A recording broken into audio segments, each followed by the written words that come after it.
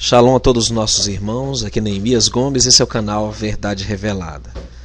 Prezados, hoje vamos falar sobre 7 fundamentos que estão sendo duramente atacados por ímpios, hereges, satanistas, falsos irmãos, enfim, uma enormidade de pessoas e lideranças do sistema secular, religioso ele ou não, que tem atacado e diluído a eficácia das Escrituras e tem também demolido ou tentado demolir os fundamentos da nossa fé, que se baseia nesse livro abençoado chamado Bíblia. Bom, queridos, são 9 anos aqui nesse canal, mas coloque aí outros 10 anos de ministério antes desse canal. E a minha vida toda eu me dediquei a estudar as Escrituras, e quanto mais nós estudamos a história da perseguição a esse livro abençoado, esse bom livro, nós vemos a veracidade, a verdade da fonte de inspiração, que ela realmente é fruto da inspiração do Altíssimo, dada pelo seu Espírito a homens santos, homens separados para um propósito específico. Eu gostaria de mostrar para você e dar nome a bois nesse momento, porque se eu sair deste canal, ou dos canais que eu ainda possuo nessa plataforma, sairei contente e com todo o senso de missão cumprida, porque nós nos comprometemos com o Criador, fizemos nossa parte de anunciar as Escrituras e defendê-las, e perante os homens dar testemunho da nossa fé. Bom, queridos, uma coisa muito importante que nós devemos observar é que este livro é um instrumento, é uma espada sagrada, a espada do Espírito. Você não pode debater, argumentar sem tê-la como base, porque esta é a verdade, a tua palavra é a verdade, disse o Messias. Então, preste muita atenção nos fundamentos que estão querendo demolir. Primeiro fundamento, a Torá, conhecido por Pentateuco ou a lei. Nós estamos falando de Gênesis, Êxodo, Levítico, Números, Deuteronômio. Prezados, esta é a maior fonte de antagonismo no seio religioso. Vou explicar por quê. Por 2 motivos principais. Porque a Torá, ela revela o caráter do Criador, que foi primeiramente mal interpretado. Veja, o problema não está na lei. O problema da sociedade não é um código penal ruim. Não. O grande problema é a interpretação e a importância que se dá na guarda desses preceitos, desses estatutos, desses juízos. Então, primeiramente, os próprios judeus, eles acabaram tirando a eficácia da Torá quando instituíram mandamentos de homens, Torá oral, Mishnah, Talmud, tantas interpretações falsas que fizeram com que a Torá se tornasse um fardo insuportável sobre os seres humanos. Por isso nosso Salvador, ele veio, como ele disse, não para abolir a Torá, ele veio para dar um sentido pleno. E o amor do Pai é esse, que guardemos seus mandamentos. Eles não são pesados. 1 João está lá, 5, 3 e 4. O Criador não nos pede nada impossível. Então ele nos deu algo acessível, algo perene, algo que é um bem para a humanidade. Pois bem, o mundo religioso, quase na sua totalidade, prega a anomia. O que é isso? É o antinomismo, né? É a contrariedade dos mandamentos do Altíssimo, queridos. Isso é letal, temerário. E hoje, de uma maneira geral, o sistema cristão, seja ele o evangélico ou o católico, ele rejeita a Torá. Eu já tenho falado isso aqui diariamente, como há uma grande luta para se pregar a Torá. E é um grande desafio, porque o mundo odeia os mandamentos do Altíssimo, como lá diz, mas aquilo que pedimos dele nós recebemos, porque guardamos os seus mandamentos e fazemos o que é agradável à sua vista. Está lá em 1 João 4. Muito bem, o nosso Salvador, ele resumiu o Tanar, o Antigo Testamento, em 3 partes, né? Está lá em Lucas 24, 44. Ele diz que tinha que cumprir tudo que estava escrito sobre ele na Torá, na lei, nos profetas e nos salmos. Então essa divisão que você está vendo aqui não fui eu que fiz, foi o próprio Salvador. É importante observar, queridos, que os profetas do Tanar, o Antigo Testamento, eles foram até João, até Yohanan, o Apocalipse. Por quê? Tanto que utilizam trechos no Evangelho dizendo: os profetas e a lei duraram até João. Negativo. O original diz: profetizaram até João. Ou seja, queridos, depois de Yohanan não tem profetas bíblicos inspirados que recebem revelação. O que nós temos é um dom da profecia, que está lá em 1 Coríntios capítulo 14, que se refere simplesmente ao entendimento profético. Isso já derruba um monte de falsas profecias e heresias. Então os profetas, que eles na teologia repartiram entre profetas maiores e menores, são os profetas que profetizaram do Messias, e eles falaram mais no nosso tempo do que propriamente dito no seu tempo. Então como invalidar esses profetas amados? Por isso que você deve ler, estudar, examinar o Tanar, que chamam de Antigo Testamento, propositalmente para tirar a eficácia do que chamam de Antiga Aliança, ou que nós chamamos de Escrituras. Bom, nós temos os Salmos. Muitas pessoas gostam de ler os Salmos para meditar, para se encorajar, e aparentemente quase ninguém vai contra os Salmos, por incrível que pareça, mesmo estando no Antigo Testamento, o que é uma grande incoerência para aqueles que perseguem e anulam a eficácia, né? Esse compêndio que eles dizem não servir como doutrina, como base de crença, de fé e de prática. Bom, queridos, mas nós chegamos então no que nós chamamos em hebraico de Brit Hadashah, que é uma renovação da aliança. A mentira é tanta que dizem: não, foi feita uma nova aliança com os gentios e tal, os israelitas estão fora, os judeus foram excluídos. Isso é uma grande mentira.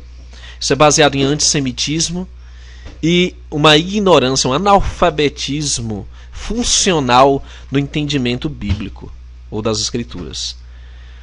Porque a palavra Brit Hadashah quer dizer renovação da aliança. Ou seja, queridos, a antiga aliança, como chamam, ela foi feita com a casa de Israel. E a nova aliança foi renovada, né, com a casa de Israel também. Está lá em Hebreus capítulo 8. Ele reitera também em Hebreus capítulo 10. Como então o profeta Ezequiel capítulo 26 ia dizer que a nova aliança ia ser renovada com a casa de Israel? Então já derrubamos um monte de falácias e de distorções das quais o Apocalipse diz que o Criador irá cobrar, requerer dos falsos mestres. Agora, por incrível que pareça, nós estamos enfrentando uma crise atual na fé, na aceitação e na prática do testemunho do Messias contido nos evangelhos. Eu nunca pensei que ia chegar numa época dessa, mas eu estou vendo falsos profetas, canais heréticos do YouTube, pessoas disseminando boca a boca que vários desses evangelhos, ou todos eles, estão anulados. Queridos, isso é de uma covardia e de uma perversidade sem tamanho, que, acredite, dentre todas as heresias que eu já ouvi em toda a minha vida, é uma das piores, porque quando você tira a eficácia das Escrituras, quando você nega o testemunho do Messias, como surgiu lá para 2012, 2013, grupos de fanáticos antimissionários que ficavam combatendo os evangelhos Ah, porque isso aqui foi Roma que inseriu. Ah, isso aqui foi não sei o quê. Nós sabemos que houveram alguns acréscimos. Nós sabemos que algumas das versões são totalmente tendenciosas e muito, mas muito mesmo mexidas, mas nós sabemos que a essência dessa palavra permanece. Então, se há alguma dúvida, nós temos 4 evangelhos. Se há alguma dúvida, nós temos várias testemunhas, inclusive nesse outro fundamento que nós chamamos de história, Atos dos Apóstolos. É um compêndio histórico de todos aqueles que viram e ouviram o Messias, estiveram com ele, confirmando a veracidade dos evangelhos. E o ataque mais recente contra o evangelho de João, o qual eu aqui, pela benevolência do Eterno, rebati com todas as letras, porque estes hereges têm que renunciar à validade das epístolas de João. Esses hereges têm que deixar de pregar de Apocalipse, porque é o mesmo estilo de escrita. Se você compara João capítulo 1 com 1 João capítulo 1, é idêntico. É a mesma coisa. Se comparados também com Gênesis 1, que é uma história à parte que tentam anular. Mas muito bem, queridos, eu não vou me delongar na questão do testemunho do Messias, porque é o objetivo de Satã, o adversário, anular o testemunho do Messias. Ele não vai conseguir, porque há um remanescente que vai guardar a fé no Messias e ter os mandamentos do Eterno. Há um remanescente que será perseguido por manter o testemunho do Messias e por guardar os mandamentos do Altíssimo. Aleluia por isso. Bom, queridos, nós então chegamos na parte histórica do chamado Novo Testamento. É o livro Atos dos Apóstolos, escrito por Lucas. Contém o testemunho de vários dos discípulos. Ele confirma o ministério do Messias e confirma também as profecias do Taná das Escrituras, do Antigo Testamento. Porque 15% de todo o Novo Testamento foi retirado diretamente das Sagradas Escrituras, nós chamamos de Antigo Testamento. Então, como dizer que o Novo Testamento é ilícito, é inválido? O que é um tamanho tiro no pé, uma tamanha incoerência, uma tamanha burrice e falta de entendimento e de conhecimento. Não havia Novo Testamento na época dos discípulos. A única escritura que eles possuíam eram os profetas, os salmos, a Torá. E era daí que eles ensinavam o Messias, é daí que eles ensinavam a renovação da aliança, é daí onde eles tiravam as profecias que eles ensinavam. Então, se você ouvir pessoas por aí querendo tirar a eficácia do Antigo Testamento, você pode saber, irmão, que esse é um herege, é um desinformado e desinformante. Infelizmente. Nós temos que estar atentos, não é hora de brincadeira. Nós estamos enfrentando a maior batalha espiritual de todos os tempos, onde Satã vai se disfarçar de anjo de luz no próprio Cristo, a fim de enganar, se possível, os próprios eleitos. E ele vai apresentar ao mundo uma falsidade ideológica sobre os profetas, os apóstolos, a fim de anular as Escrituras como um todo. Eu falo também do Novo Testamento, porque nele contém porções diretas do Taná. Então chegamos nas epístolas, e muitos dos heréticos ou dos negacionistas da legitimidade do nosso Salvador usam argumentos fajutos, como que epístolas ou cartas não servem como uma fonte de inspiração ou como uma base ou regra de fé. Elas servem sim, porque elas contêm as Escrituras. São citações diretas que os discípulos usavam para embasar suas crenças. Eles não ensinaram nada que destoasse do Taná.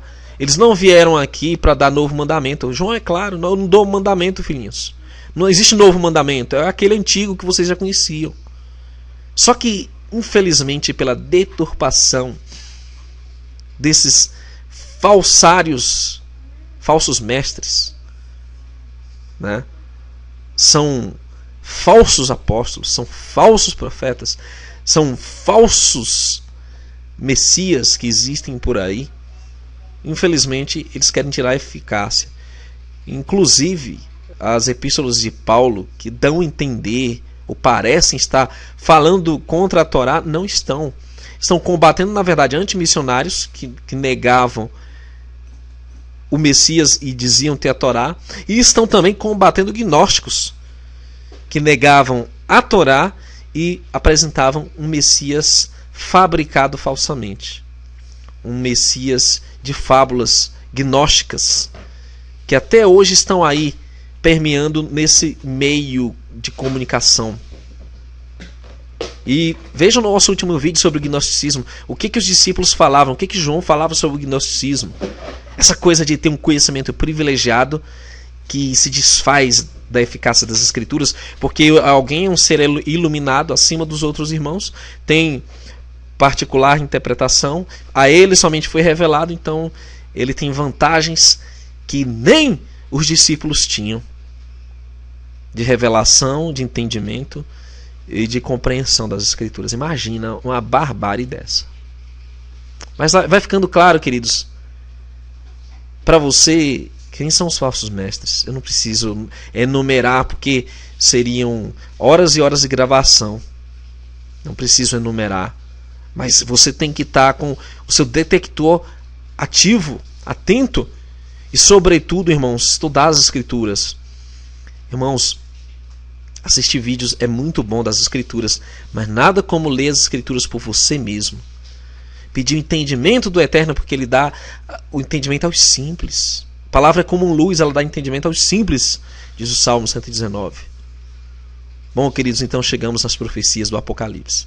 Satanás conseguiu tapear uma boa quantidade de pessoas dizendo que todo o Apocalipse já se cumpriu.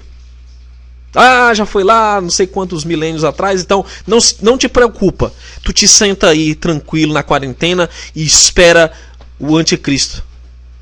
Irmãos, são falácias, são ardis satânicos, são ataques espirituais numa batalha que eles não podem vencer, porque eles têm medo dessa espada sagrada. Se tem. E eles correm de um debate das Escrituras porque eles não têm cacife nem bagagem para enfrentar a espada do Espírito. Eles não têm. Porque a minha espada tem 2 gumes, Antigo e Novo Testamento, e ela foi banhada nos relâmpagos do céu e afiada pelo poder do Altíssimo. Agora, queridos, é o momento da decisão. É o showdown. Agora é o confronto final. Te prepara, irmão. As profecias do Apocalipse estão se cumprindo. Muitos vão tentar negar a inspiração, a validade e a eficácia também do livro de Apocalipse. Mas acredite, o Apocalipse é um livro atual. Ele fala mais para o nosso tempo também do que no próprio tempo de João. Porque nós vemos o desdobramento de 2000 anos de história, sim, no Apocalipse. Mas também os detalhes do capítulo, vamos colocar aí, do capítulo 9 até o 22, são dos dias atuais até os últimos dias do encerramento da profecia. Que o Altíssimo te abençoe, meu irmão. Cinja-se da espada do Espírito para a batalha. Põe o capacete da salvação. Prepare-se para o confronto final com o calçado do Evangelho. O escudo da fé. A couraça da justiça. Que o Altíssimo te abençoe e te guarde. Que Ele nos empodere com seu Espírito para anunciarmos o seu Evangelho, as boas novas, e anunciarmos também os seus mandamentos, sua vontade para a humanidade e os juízos que se seguem. Shalom.